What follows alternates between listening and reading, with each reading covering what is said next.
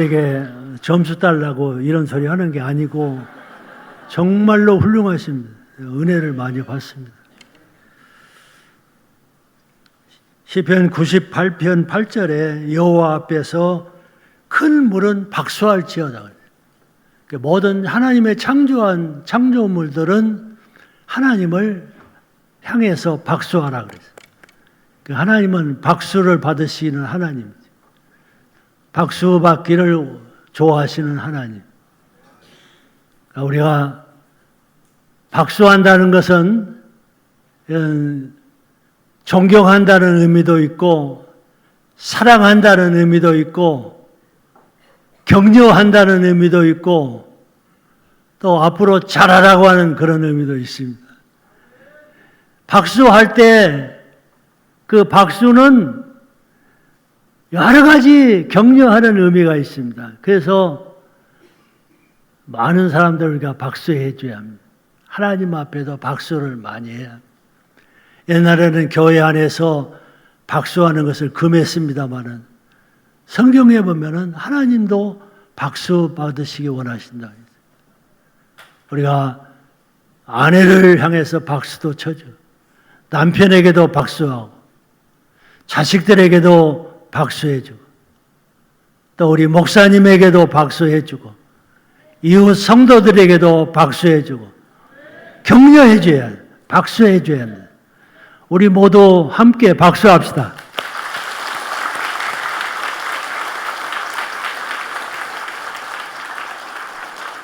은퇴한 다음에 얼마 후에 그 시내 어떤 큰 교회에서 그 은퇴하신 목사님, 사모님들을 초청을 했습니다. 그래서 1박 2일 여행을 시켜줬습니다.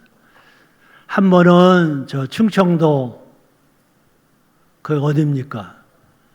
그 초정약수 있는 그쪽으로. 또 한 번은 경주 그 유명한 그 우리 고도 아닙니까? 경주로 이렇게 여행을 시켜줬습니다. 좋은 버스 대절해가지고 교인들이 많은 음식과 필요한 것을 준비하고 봉고에다가 차에다가 싣고 따라오면, 근데 수천만 원 든 그 경비를 교회가 담당하지 않고 그 교인들이 담당을 했다고 그래요. 그래서 아주 호사한 누린 그런 경험이 있었습니다. 첫 번에 그쪽으로 충청도 쪽으로 갈 때 상립교회 백영규 목사님이 세상을 떠났습니다마는 마이크를 잡았는데 찬송가를 불러요.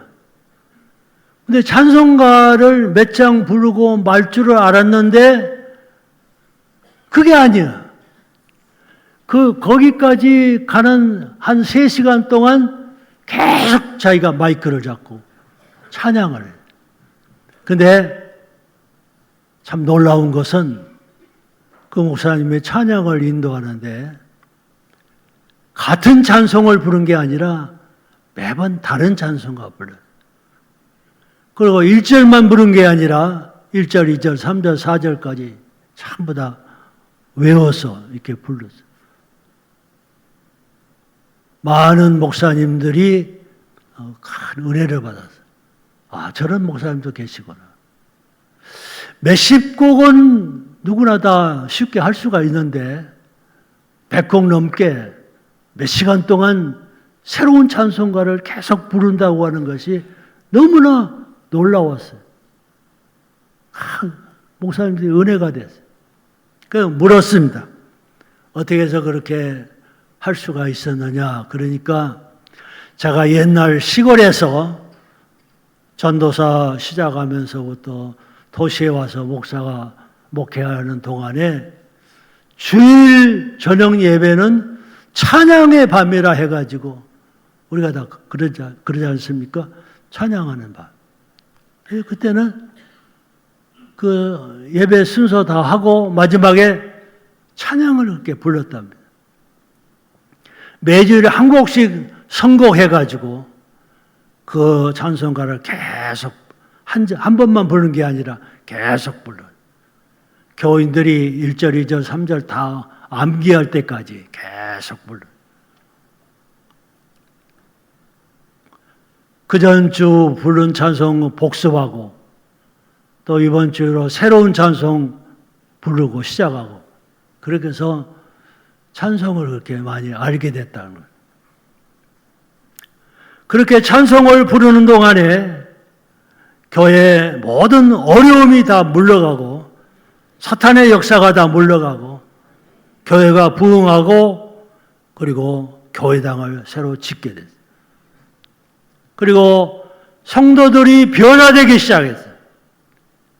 그리고 그들 가운데 질병이 다 물러가고 그리고 기적이 나타나요. 그래서 자기가 은퇴할 때까지 은혜스러운 목회를 했노라 그 고백을 했어요.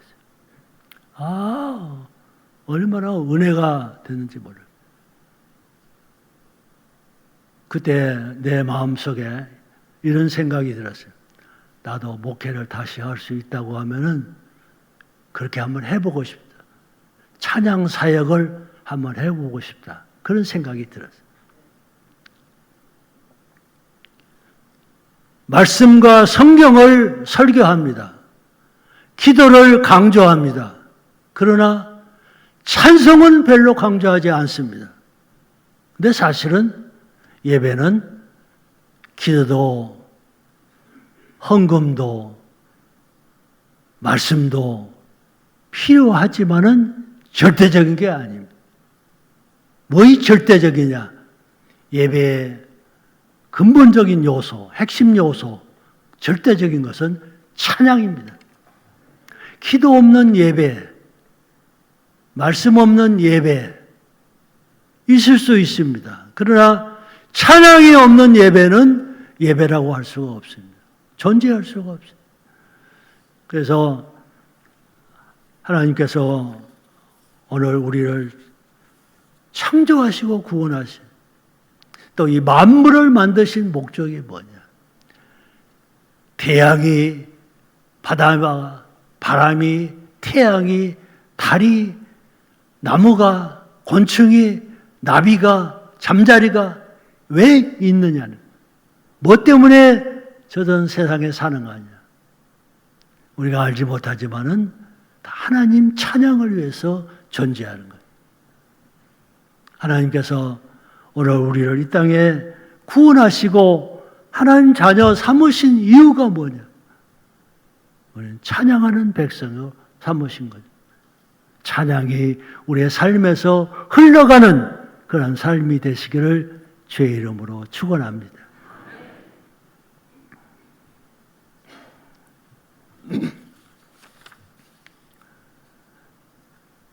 히브리서 13장 15절에 보면은 이런 말씀이 있습니다. 다 같이 한번 읽어보겠습니다.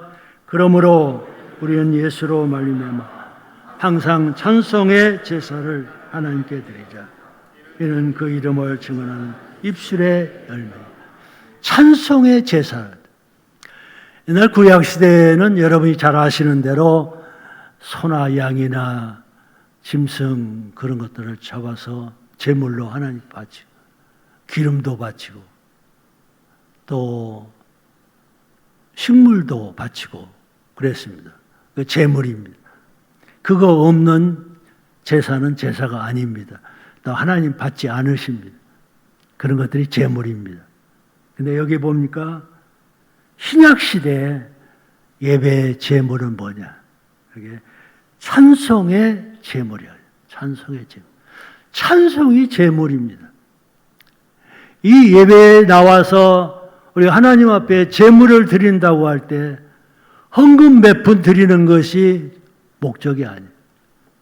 말씀을 듣고 기도하는 것이 중요한 것이 아니에요. 정말로 중요한 것은 하나님을 찬양하는 그것이 바로 제물이라는 거예요. 제사라는 것이. 하나님 찬양의 삶이 바로 우리의 근본적인 삶의 목적이에요. 요한계시록 4장 5장에 보면은 하나님 나라의 백성들의 생활이 기록되어 있습니다. 그건 바로 하나님을 예배하는 거죠. 거기에는 기도도 말씀도 헌금도 그런 게 없습니다. 오로지 하나님을 찬양하는 것. 그것이 천국 백성의 전부입니다. 우리가 이 세상에 살다가 하나님 나라에 갈 때 천군 천사들이 우리를 영접하면서 뭐라고 하는가 하면 하나님 나를 구원해 주신 그 놀라운 은혜를 찬양하고, 그래서 우리가 찬양 속에서 구원받는 그 하나님의 백성이 성경에 그렇게 기록되어 있어요. 자연 만물이 다 하나님을 찬양하는, 인간 모든 세상에 존재하는 것들이 다 하나님을 찬양하고, 태양이 찬양하고 바람이 찬양하고 태양이 찬양하고, 이것이 바로 하나님의 의도입니다. 성경에 나오는 위대한 지도자들, 인물들 보면은 찬양의 사람들이, 모세, 미리암, 다윗, 또 천군 전사 마리아, 또 예수님 그 제자들, 바울과 실라, 모든 사람들이 다 찬양의 사람들, 찬양 통해서 하나님께서 그들을 쓰시고 역사하신 줄을 믿습니다. 여기에 본문에 나오는 남왕국의 위기를 만나게 됩니다. 모압과 암몬, 그리고 세일산 주민들이 연합해가지고 유다를 공격합니다. 그때 여호사밧 왕 때인데, 유다 왕 제4대 때 그가 35세 왕이 돼가지고 25년간 유다를 통치해요. 그는 비교적 착한 왕이에요. 선한 왕이에요. 하나님의 뜻을 구하고 또 하나님의 명령을 순종하고, 산당을, 아세라 상당을 제거하고 종교개혁 운동을 일으키고, 그래서 하나님께서 귀엽게 여기시고 사랑하시는 그런 왕이었어요. 그 나라가 왕성했습니다. 그때 주변의 나라들이 시기에 그래가지고 유다를 공격해 왔습니다. 모압과 암몬, 또 세일산 사람들이 연합해서 공격해 왔습니다. 여호사밧 왕이 두려워서 하나님을 향해서 기도합니다. 하나님께 낯을 향하여 간구, 온 백성들에게 금식을 선포하고, 그걸 다 아내와 아이들이 다 모여서 하나님을 향해서 도우심을 구하세요. 우리 조상들의 하나님 여호와여, 저는 하늘에서 하나님이 아니십니까? 주의 손에 권세와 능력이 있사오니 능히 주와 맞설 사람이 누구겠습니까? 우리 하나님이여, 그들을 징벌하지 아니하시나이까? 우리를 치러오는 이 큰 무리를 우리가 대적할 능력이 없습니다. 어떻게 할 수도 알지 못합니다. 오직 주님만 바라봅니다. 그리고는 하나님 앞에 호소하고 기도합니다. 그리고는 하나님이 그 기도를 들으시고 레위 사람 아시엘이라는 사람을 통해서 하나님의 뜻을 전달해 주십니다. 이 큰 무리로 말미암아 두려워하거나 놀라지 말라. 이 전쟁은 너에게 속한 것이 아니라 하나님께 속한 것이니라. 너희와 함께한 여호와 구원하시는 것을 바라보라. 왕이 하나님의 음성을 듣고 힘을 얻게 돼요. 그리고는 도고와 평원에다가 모든 백성을 모았습니다. 아내, 아이들 전부 다 모았습니다. 그리고 왕이 백성들 앞에서 말합니다. 내 말을 들으시오. 너의 하나님 여호와 하나님을 신뢰하시오. 그가 너희를 지극히 도우실 것이고 그의 선지자들을 신뢰하시오. 그러면 너희가 형통할 것이라. 하나님의 말씀을 국민들에게 외쳤습니다. 왕이 왕권이 위기를 만납니다. 국가 전망 시초에 놓이게 됐습니다. 백성들이 다 죽고 포로되어 가고 성이 다 불살르지고 다 망하게 됐습니다.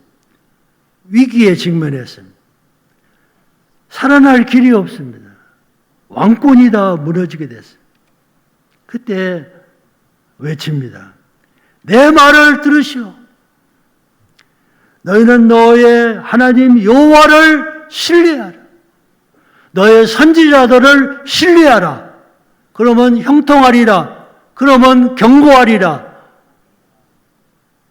백성들이 그 왕의 말을 듣고 다 모였습니다. 신뢰하라고 하는 말은 그냥 믿으라는 말이 아닙니다. 전적으로 헌신적으로 그에게 의존하라 그런 뜻입니다. 그냥 믿는 둥 마는 둥 그게 아닙니다. 전적으로 하나님을 신뢰하라. 우리의 신앙이 전적으로 헌신한 신앙이 되기가 어렵지 않습니까? 이랬다 저랬다, 믿었다 안 믿었다, 교회 나왔다 안 나왔다, 헌신했다 안 했다. 우리가 얼마나 우리 신앙이 약해. 반신반의하지 말고 긴가민가 하지 말고 이랬다 저랬다 하지 말고 믿었다 안 믿었다 하지 말고 나왔다 안 나왔다 하지 말고 전적으로 신뢰하라.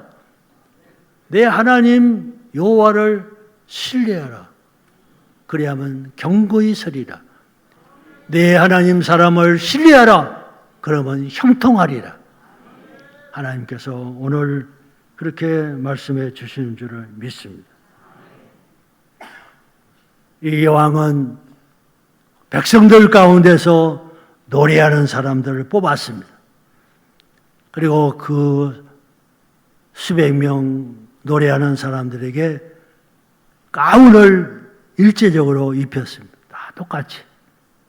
그리고 싸움에 나가는 병사들 앞에다가 그 찬양대를 세워놓고 그리고 전쟁의 함성이 아니라 전진의 나팔 소리가 아니라 하나님을 찬양하는 그 찬미로 그 전쟁에서 출전하게 된 것입니다. 여호와께 감사하라. 그들이 하나님을 찬양한 찬양이 그거예요. 여호와께 감사하라. 여호와의 인자하심이 영원함이니라. 다 같이 한번. 여호와께 감사하라. 여호와의 인자하심은 영원하도다. 그렇게 하나님을 찬양하면서 찬양대를 앞에 놓고 계속 군인들이 뒤따르면서 찬양하면서 전진해. 하나님께서 그 찬송 소리를 들으시고 역사하기 시작한 거예요. 복병을 둬가지고 그 적진에 들어가서 그 교란시키고 세일산 사람들을 먼저 죽이고 또 모압과 암몬 사람들이 자기들끼리 서로 또 죽이고 그래서 손 한 번 안 대고 자기들끼리 다 멸망을 당해요. 하나님의 역사가 능력이 나타났어요. 오늘 우리도 전쟁의 위기, 국가적인 위기, 개인적인 위기, 내 사업체의 위기, 가정의 위기 얼마든지 만날 수가 있어요. 그때마다 우리는 너의 하나님을 신뢰하고 너의 하나님의 사람들의 신뢰하고 그래서 견고하고 형통한 그러한 삶이 우리에게 전개될 줄을 믿습니다. 증도에 가면은 여러분이 갔다 오셨죠? 증도에 가면은 예수 믿는 사람들의 그 비율이 우리 대한민국에서 제일 높습니다. 90%가 크리스찬이라고 하는 통계가 있습니다. 그래서 천사의 섬이라고 그렇게 부르기도 하고 또 유엔에다가 슬로우 시티라고 등록이 된 아주 살기 좋은 그런 섬이 됐습니다. 그렇게 된 이유가 있습니다. 60년 전에 문중경이라고 하는 여자 전도사가 그 섬에서 복음을 전하기 시작했어요. 그는 여러 가지 일화가 많이 있지만은 그 찬송이 유명합니다. 찬송 소리가 클 뿐 아니라 은혜가 됐어요. 그래서 슬픈 일을 당한 집에 가서는 위로의 찬송을, 기쁜 일을 당한 가정에 가서는 기쁜 찬송을, 축복의 찬송을, 장례를 치르는 가정에 가서는 애도의 소망의 찬송을 불렀습니다.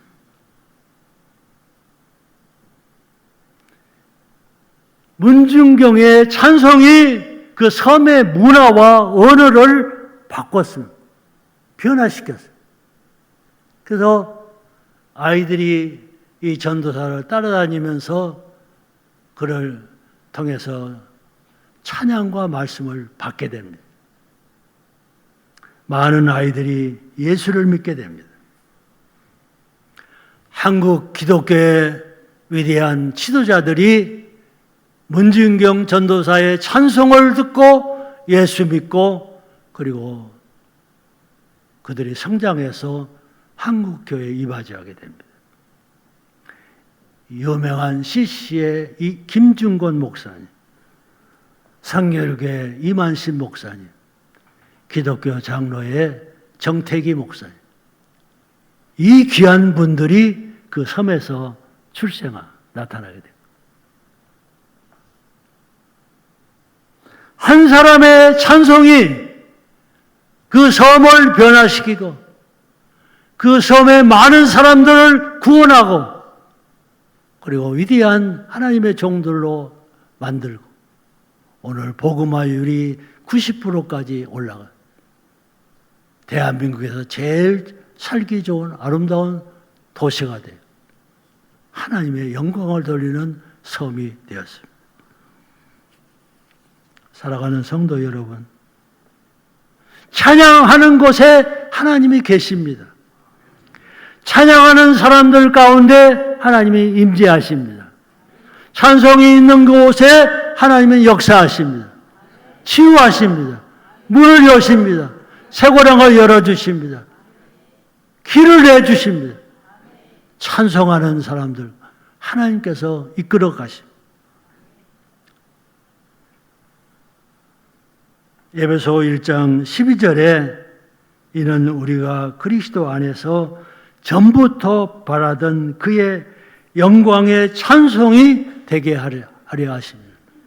하나님께서 여러분 한 분 한 분을 구원하시고 선택하시고 복을 주시는 이유는 뭐냐? 영광의 찬송이 되게 하기 위해서 하나님 앞에 찬송하는 사람, 찬송이 되기 위해서 우리를 부르시고 택하신 하나님의 놀라운 은혜가 거기에 있어요. 여러분, 우리가 어려운 가운데 있습니다. 여러분 앞에 문이 닫혀 있습니까? 절망의 삶이 우리 앞에 있습니까? 문이 닫혀 쇠고랑에 처해 있습니다. 꼼짝달싹 못합니까? 질병에서 노임을 받기를 원하십니까? 모든 죄악에서 해방되기를 원하십니까? 하나님의 영광의 사람이 되기를 원하십니까? 찬송이 여러분의 삶에서 흘러가는 그러한 귀한 삶이 되기 위해서 살아가는 성도 여러분 되시기를 주의 이름으로 축원합니다. 다 같이 일어나시죠.